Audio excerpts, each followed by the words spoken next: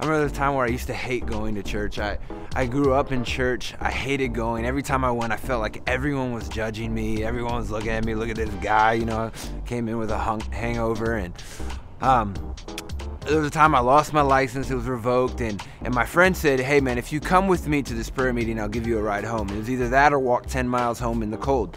So the decision was kind of easy. I walk into this prayer meeting, and this dude looks over at me and my friend, and he said, something's gonna change in you tonight. And I'm just like, oh man, now all the attention's on me.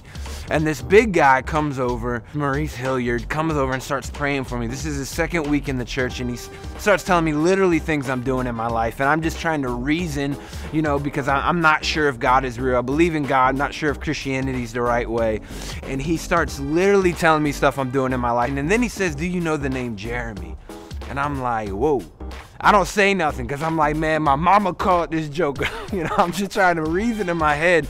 And then he said, do you know someone named Jeremy? And I realized he doesn't know who I am.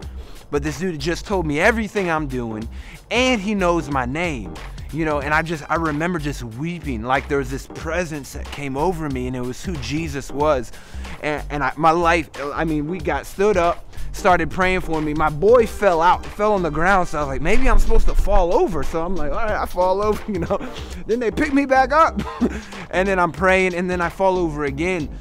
And I remember I didn't say anything. I went home that night, and my dad and my mom looked at me, and they said, what happened? Something changed.